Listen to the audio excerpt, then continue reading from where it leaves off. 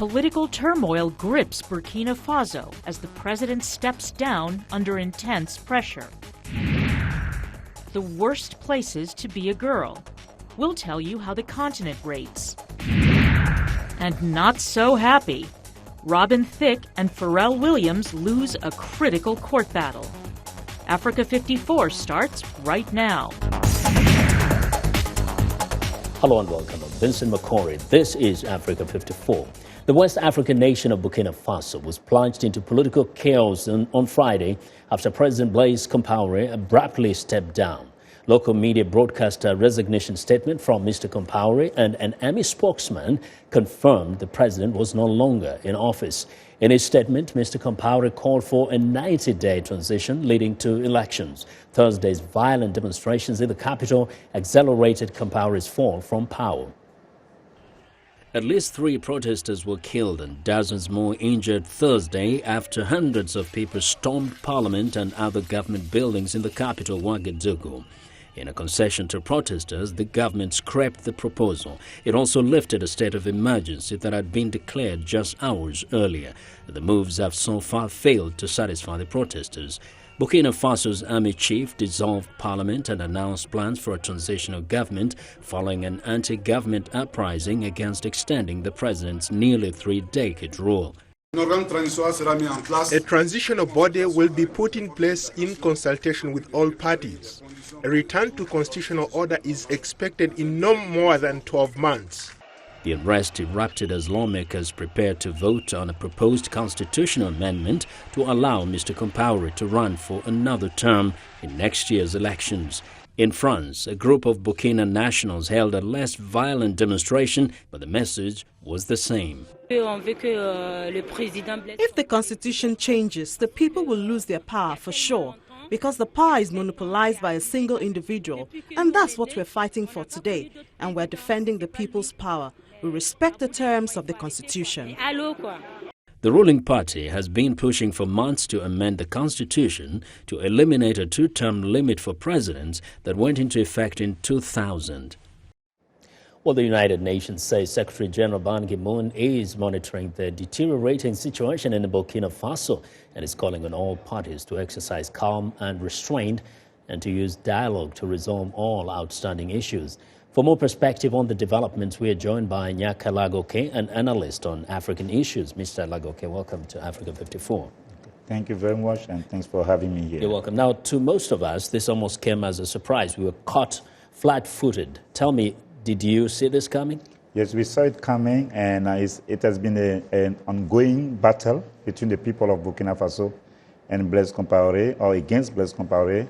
The first democratic constitution was adopted through referendum June 2nd, 1991. And in that time, the term was to be 7 years.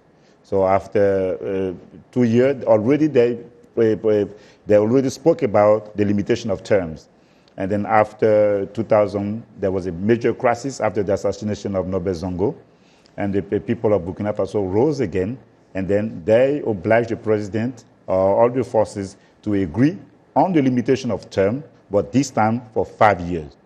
And then Blaise Compaoré's rule was going to end in 2015, and then he started to maneuver to change that Article 37 in order to give himself more time in power.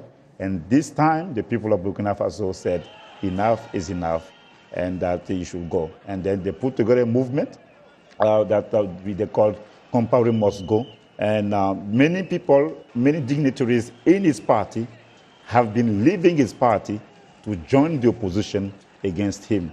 But he thought that he was maybe strong enough in order to crush dissidents and resistance for him to still be in power. So the opposition was not strong enough, especially in parliament, to be able to kind of overwhelm the government as far as their desire to extend this kind of presidential term. Yes, because he's been in power. As you know, he's a military guy. So he's been in power, maneuvering, using different types of methods in order to extend his power. So yes, the opposition was not strong enough in the parliament, but there was a political party of the opposition that he enticed or corrupted and then that group that parliamentary group decided to join him for them to get the 3/4 of the votes needed, to avoid the referendum, so that Article 37 can be changed. Now, many people don't know a lot about Mr. Compaoré.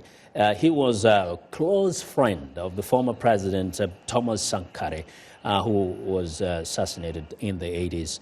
What is it we need to know about his transformation from a military guy to eventually a civilian ruler? Compaoré was friends with Sankara, and Sankara came to power in 1983, and 4 years later, he was assassinated in a bloody coup, and whose beneficiary was to be Blaise Compaoré. Mm-hmm. And then Sankara was a revolutionary hero for millions of Africans, because in 4 years, Burkina Faso became self-reliant, self-sufficient, and it gave a sense of dignity and pride, to all of us. So when Compaoré came to power as a military guy, the first things he did, the people with whom he plotted against Thomas Sankara, he eliminated them, or got rid of them, or he had them killed. And from that time, he has been using his mighty power as a military guy, like in the context of the civilian democratic system, in order to impose his rule and to maintain in power. Now, from what you know about the political situation in Burkina Faso right now, how do you see the future playing out now with the military in control during this transitional period? Okay, well, in the politics, we cannot say for sure that it's going to be we're going to have brighter time in Burkina Faso. We cannot say for now. But one thing we can say is that the spirit of Sankara lives on. And then, as in Burkina Faso, it was difficult for people, to talk about Sankara. And then now many people are going to feel liberated. And then people have an opportunity. It's a new dawn in the democratic process of Burkina Faso to chart a new course, for a brighter Burkina Faso or for a new Burkina Faso. And signal to all the leaders in Africa, be in Zimbabwe, in Congo, in different parts, who want to Benin and Burundi, who want to change the constitution, and the people of Burkina Faso show that this is people's power, and they took the destiny to their hands, and they send a strong signal to all of us. Yeah. I mean, you can't stay too long. A time comes and things have to change inevitably. Nyaka, thank you very much. Thank you very much, Nelson. Thank you. Well, Nyaka Lago K is an analyst on African issues based here in Washington.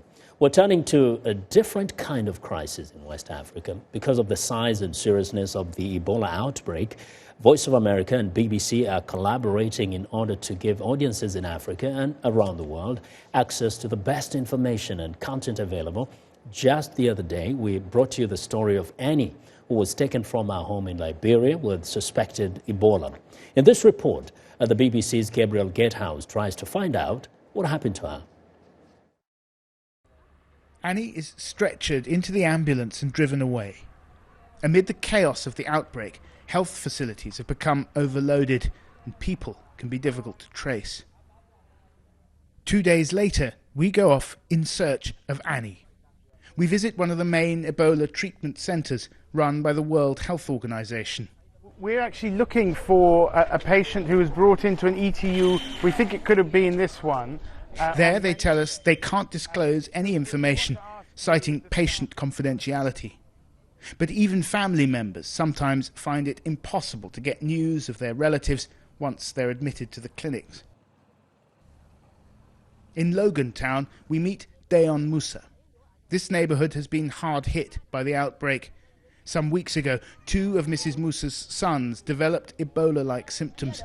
They were taken to a treatment centre, then they vanished. I searched everywhere, she says. I checked the lists at all the clinics, and they weren't there. And this is not an isolated case. We've heard other stories, both in this neighbourhood and other parts of Monrovia, of relatives, loved ones disappearing. What's happening is that people are going into these Ebola treatment centres, and some of them are simply disappearing without trace. Our search for Annie continues. We're driving across town to find Laureen Wisser. She's the nurse who stretchered Annie into the ambulance and took her to a treatment centre. She should be able to tell us which one. On the way, we're overtaken by a pickup truck laden with orange body bags. Laureen is at home. She's been attacked while collecting another Ebola patient. You look like you're limping a bit. Some fear the treatment centres almost as much as the virus itself. They fear disappearing into the system and never coming out. She's in pain, she says, but her suit was not ripped in the assault, and so she should be safe from the virus. Laureen tells us she delivered Annie to a clinic run by the charity Médecins Sans Frontières. Roughly what time did you drop her off at the clinic? Because we're trying to find her and we can't. Nobody seems to know where she is. It was 4 to 5. It was after 4:30 p.m. Yeah. Did she regain consciousness at all, or was she still unconscious? No. She was very bad. She was even gasping. It's probably the best run facility in town. If she is there, she'll be in good hands. But when we call MSF, they tell us no one by that name has been admitted. We drive back to Annie's neighbourhood. It's an area called Red Light, controlled by gangs of former soldiers from Liberia's civil war. Annie earned her living here selling beans, spaghetti and milk.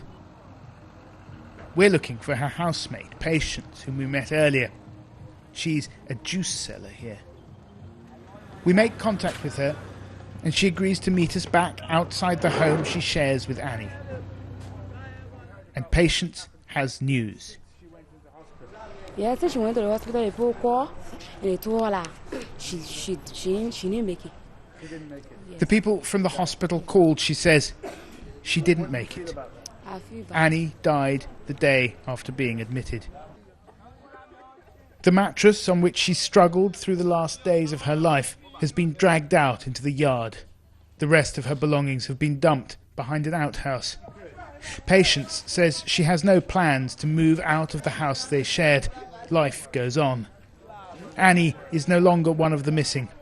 As she joins the growing list of the dead, the outbreak shows no sign of abating. That was BBC's Gabriel Gethouse reporting. Now, education is a basic human right, but in some parts of the world, it is still a luxury. VOA's Zoe Ludaki has the story. More girls are receiving secondary education now than ever before. But still, there are 10 countries in this world where going to school is dangerous or just very difficult. 6 of those nations are in Africa. The problem is that there are areas of the continent that continue to be stubbornly difficult to advance.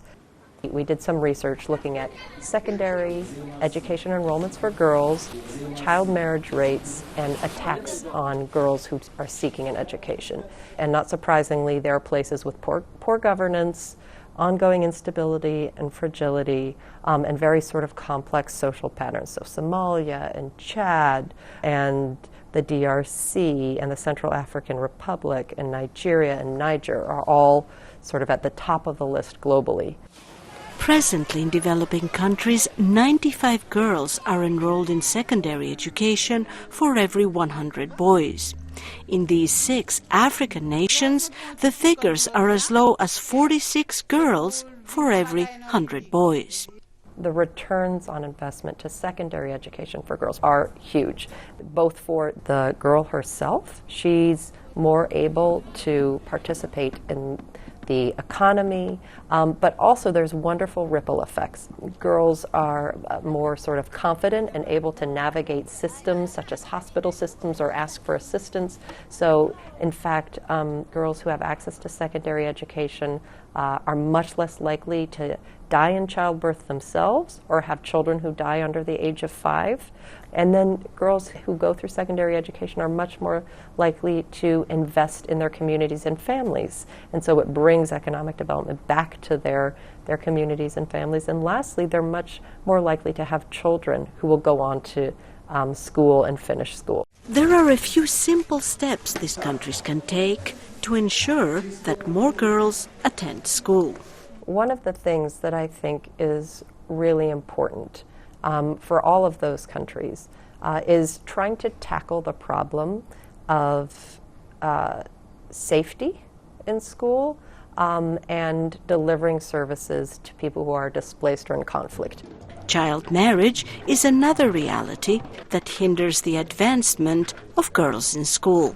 There's things such as providing cash or food incentives for girls if they, attend school regularly and pass their courses and go on from year to year, trying to offset that economic barrier.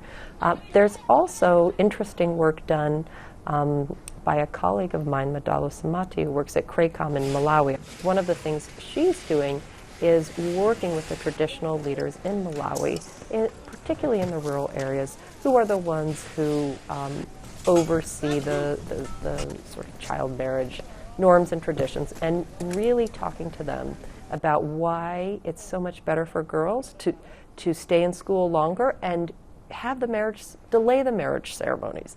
And that's really working. She's seen a lot of success.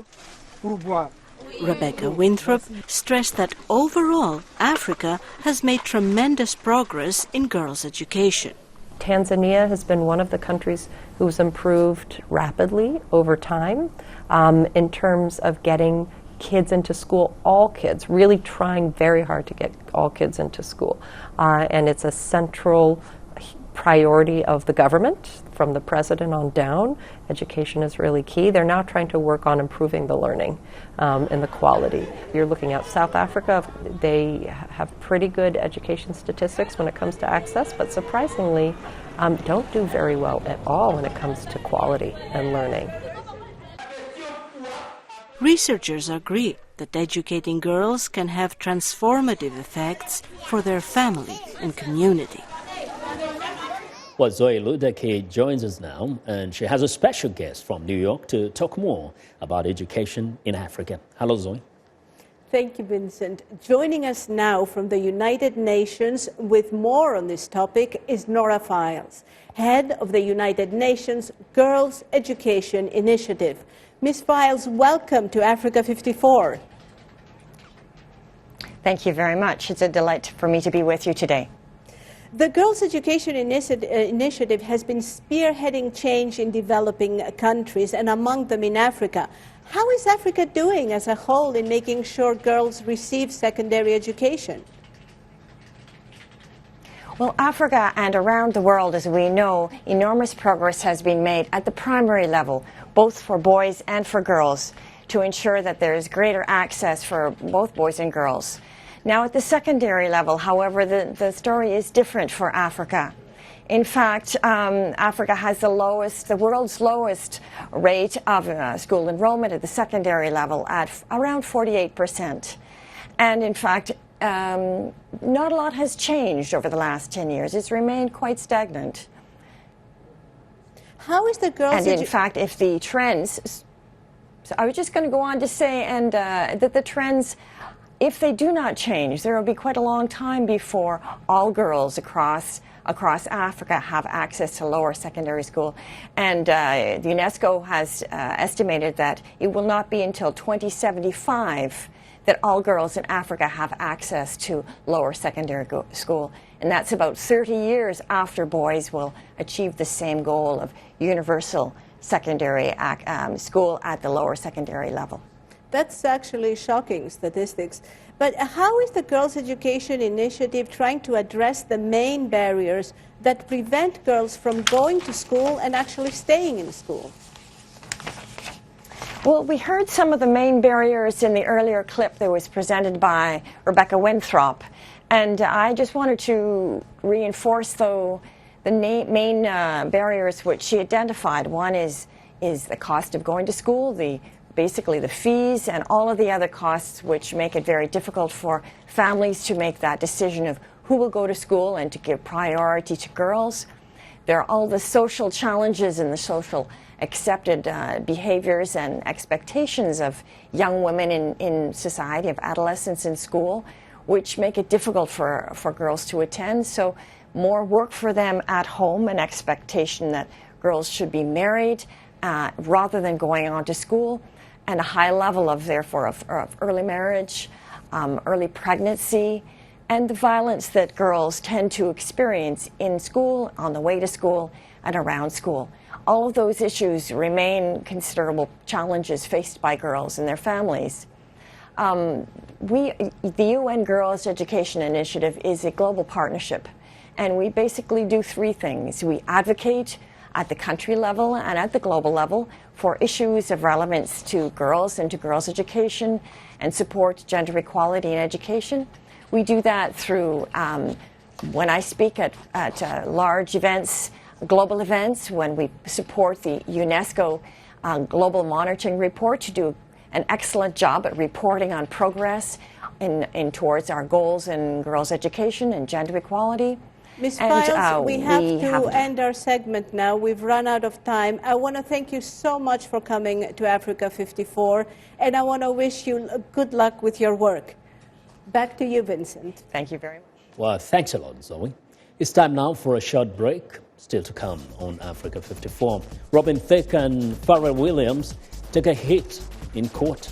More on the Bloodlines controversy after the break.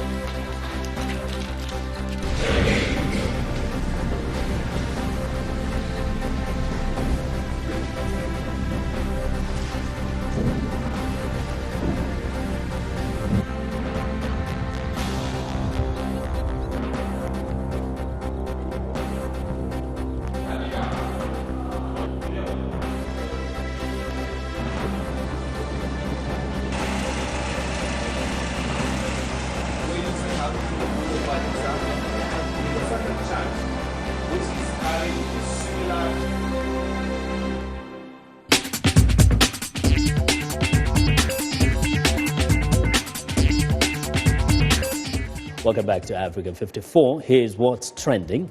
Pharrell Williams and Robin Thicke happy today? Probably not.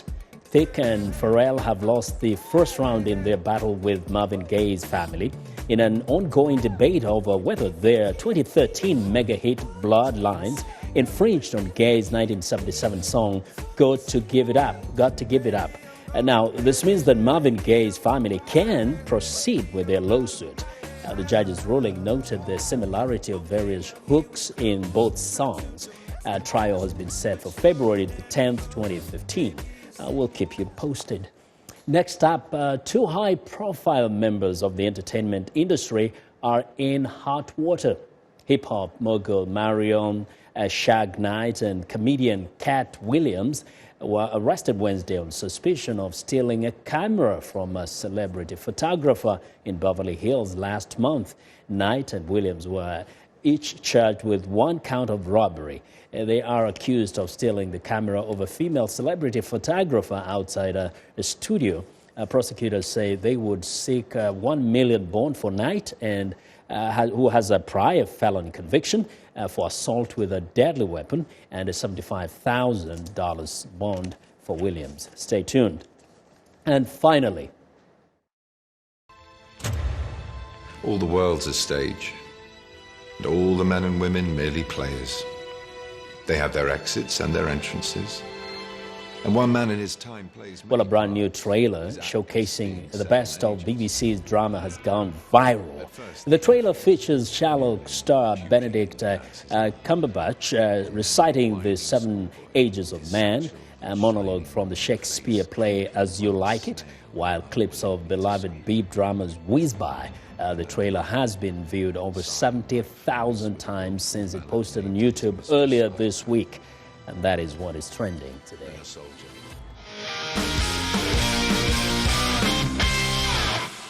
Well, it's time for our Friday Sports Report. For the latest news and notes, we turn to Sunny Young with the sunny side of sports. Hello, Sunny. Hello, Vincent, and sporty greetings once again to our Africa 54 viewers. Our starting line on the sunny side of sports is African athletics. Kenya's Jeffrey Mutai hopes to become only the third man ever to win 3 consecutive New York City marathons on Sunday. But Mutai will be challenged by a strong African field. Race director Mary Wittenberg says the huge field of runners and the many fans who line the course all help provide a big economic boost to New York City. 50,000 runners, expecting over 1 million spectators as always. The economic impact and benefit to the city, about $340 million. Charity runners will raise between $25 and $30 million. Charity runners for our youth programs will help us put youth programs in running programs in schools throughout the city and beyond. Pro runners, we're going to have the best in the world, from Wilson Kipsang and 2-time winner Joffrey Mutai, and Meb Keflezighi, the American who won in 2009 and won Boston this year, to the women Buznes Deba, who lives in the Bronx, and Kara Goucher from the U.S., and the list goes on and on. New York City Marathon race director Mary Wittenberg, who has put together an outstanding field for Sunday's big competition. Thursday marked the 40th anniversary of the Rumble in the Jungle, the epic fight in Kinshasa between Muhammad Ali and then world heavyweight champion George Foreman.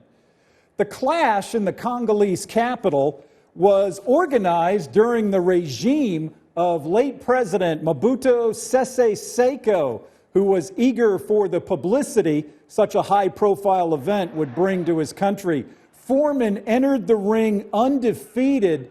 He was younger and stronger than Ali, but Muhammad Ali used his rope-a-dope strategy to tire Foreman and knocked him out with 2 seconds remaining in the 8th round. Before the Rumble in the Jungle, Muhammad Ali hyped the big bout with his trademark rhyming verse. Muhammad Ali, I wanted to hear him rhyme. Anyways, Muhammad Ali, he won that fight 40 years ago in Kinshasa. I'm VOA Sonny Young, and that's the sunny side of sports. Floating like a butterfly, sting like a bee. Back to Vincent McCory. Thanks a lot, Sonny, and be sure to watch the sunny side of sports every Monday and Friday. Right here on Africa 54. That's our show for today. As we leave, here's a new music video with a timely message. Africa's Top Ebola. It's a collaboration of Francophone West African artists TK J. Kokole, Salif Keita, Uma Sankari, Awadi Makobe, and others. Have a great weekend. L'Afrique est pleine de tristesse de voir nos familles mourir. Ne touchons pas nos malades, ne touchons pas nos mourants. Tout le monde est en danger, les jeunes et les anciens. Il faut agir pour nos familles. Ebola, Ebola, invisible enemy.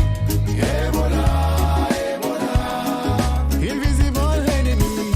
Ebola, Ebola, invisible enemy.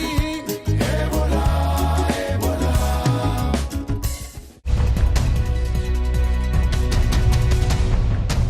Welcome to the Voice of America's Newswords. This word often is used when talking about something that is written.